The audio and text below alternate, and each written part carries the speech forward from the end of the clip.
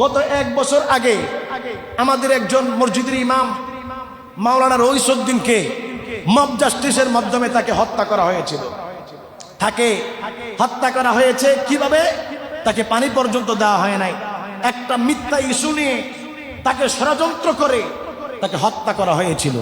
আমার ভাইয়েরা, 1 বছর হয়ে যাওয়ার পরেও আমরা আমাদের ভাই মাওলানা রইসউদ্দিনের হত্যার বিচার পাই নাই। আজ থেকে 2014 সালে যেই সময় শহীদ মিল্লাত আল্লামা নুরুল ইসলাম ফারুকীকে হত্যা করা হয়েছে, অদ্যাবধি পর্যন্ত কোন সরকার এসে আমাদের সেই হত্যা কাজের বিচার করতে পারে নাই। তা আমরা সুন্নিরা আমাদের এই সার্দির সোনার বাংলাদেশের মধ্যে আমরা সবচেয়ে বেশি অবহেলিত। কথা বলেন ঠিক কিনা? আমার ভাইয়েরা, এই জন্য ন্যায় বিচার প্রতিষ্ঠা করার লক্ষ্যে, আমাদের ভাই রইসউদ্দিনের হত্যার বিচার দাবি করার লক্ষ্যে 27 এপ্রিল রোজ সোমবার, আগামী সোমবার দিন জাতীয় প্রেস ক্লাবের সামনে তোপখানা মোড়ে বিশাল বড় সমাবেশ, বিক্ষোভ মিছিল এবং প্রধানমন্ত্রী বরাবর স্মারক লিপি দেওয়া হবে। এই জন্য আপনাদেরকে বলবো, আপনারা যারা সুন্নি মানা মানুষ রয়েছেন, আপনারা যারা আমার নবীর আদর্শকে হৃদয়ের মধ্যে লালন করেন, আপনাদেরকে বলবো আমাদের সেই অধিকার আদায় করার লক্ষ্যে, আমাদের ন্যায় বিচার প্রতিষ্ঠা করার লক্ষ্যে আমরা সেই দিন উপস্থিত থাকবো ইনশাআল্লাহ। গোটা বাংলাদেশ থেকে আমাদের নবীর প্রেমিকেরা উপস্থিত থাকবে। আমরা শুধু নয়, আমাদের বন্ধু বান্ধব, আমাদের সহপাঠীদেরকে সাথে নিয়ে আমাদের অধিকার আদায়ের লক্ষ্যে আমরা জাতীয় প্রেস ক্লাবের সামনে উপস্থিত থাকতে চাই কি চাই না? সকলে বলেন চান কি চান না?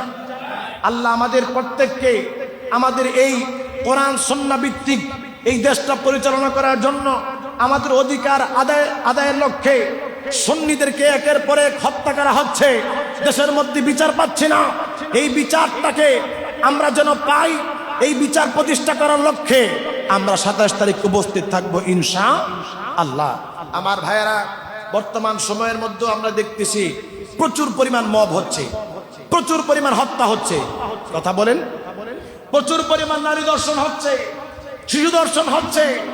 কি বলবো, দুঃখের কথা, মসজিদের ইমাম সাহেবের মেয়েকে অস্ত্রের মুখে মেয়েকে নিয়ে যাওয়া হয়েছে, গুম করা হয়েছিল।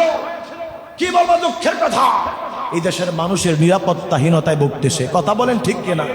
এই যে আমাদের পাশেই তো মধুখালী, এখানে গত সপ্তাহে মনে হয় প্রায় 2-3 জায়গার মধ্যে ডাকাতি হয়েছে।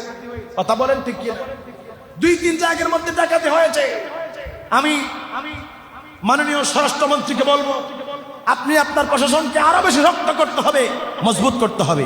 কথা বলেন, গতকালকে এই শাহবাগের মধ্যে প্রচুর পরিমাণ ছাত্রদল এবং শিবিরের কর্মীরা অনেক হাঙ্গামা, হট্টগোল, গন্ডগোল হয়েছে, হয় নাই? কথা বলেন, হয় নাই? তো এইভাবে যদি দেশ পরিচালনা হতে থাকে তাহলে এই দেশের মধ্যে শান্তি আশা করা যাবে না। এজন্য সরকার প্রধানকে কঠোর হতে হবে। কথা বলেন, এতদিন পর্যন্ত যে সমস্ত মানুষদের কোনো অস্তিত্ব আমরা দেখি নাই, যাদেরকে গুপ্ত বলা হয়, কিছু মানুষের আবার গুপ্ত বললে গায়ে লাগে। আচ্ছা, আমরা যে সুন্নি, আমাদেরকে সুন্নি বললে খারাপ লাগে? কথা বলেন, খারাপ লাগে? কোন মানুষ যদি আওয়ামী লীগ করে তাহলে তাকে আওয়ামী লীগ বলে তার খারাপ লাগবে না। কোন মানুষ বিএনপি করলে তার বিএনপি করলে খারাপ লাগবে না। কিন্তু কোন মানুষ যদি গুপ্ত থাকার পরে যদি তাকে গুপ্ত বলা হয় তাহলে তার কাছে খারাপ লাগে কেন? যদি কোনো মানুষের কাছে গুপ্ত বলার কারণে যদি খারাপ লাগে তাহলে বুঝতে হবে এই লোকটা আসলে গুপ্ত। সে ফেসিবাদের সময় সে গোপন ছিল, এখন সে ওপেন হয়েছে। কথা বলেন ঠিক কিনা? ভাইরা আমার, এই সমস্ত বর্তমান সময়ের মধ্যে দেখতেছি যে গুপ্ত বললেও কারো গায়ে গায়ে লাগতেছে। আরে ভাই, গুপ্ত বললে তোমার গায়ে লাগে কেন? যে গুপ্ত তার গায়ে লাগবে, তুমি তো গুপ্ত না। কথা বলেন ঠিক কিনা? আমার ভাইয়েরা, যা হোক, আমি আপনাদেরকে বলবো, আপনারা সকলে এখানে যারা বসেছেন, আমরা সকলে সুন্নি মানা মানুষ। আমরা চাই এই ওলি আল্লাহর দেশের মধ্যে শান্তি থাকুক। আমরা আমাদের অধিকার আদায় করতে চাই। এই 27 তারিখে আমাদের একটা প্রাণের দাবি থাকবে। বাংলার জমিনের মধ্যে প্রায় শতাধিক মাজারের মধ্যে হামলা হয়েছে, কিন্তু আমরা বিচার পাই নাই। এই বিএনপি সরকার ক্ষমতার মধ্যে আসছে কতদিন হয়েছে? 2 মাস, 2-2.5 মাস ধরেন নাকি, 2-3 মাস হয়েছে। 2-3 মাস পরেও কিন্তু এই যে ওলি আল্লাহর মাজারের মধ্যে হামলা হয়েছে, আজও পর্যন্ত আমরা কোন রকমের কাজ দেখছি যে ওনারা বাস্তবায়ন করার জন্য চেষ্টা করতেছেন? আমরা দেখি নাই।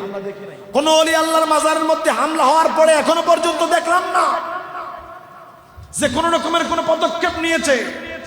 আমরা এই 27 তারিখে আমাদের একটা প্রাণের দাবি থাকবে যে 27 তারিখে ওলি আল্লাহর মাজারের মধ্যে যারা হামলা করেছে তাদেরকে যেন দৃষ্টান্তমূলক শাস্তি দেওয়া হয়।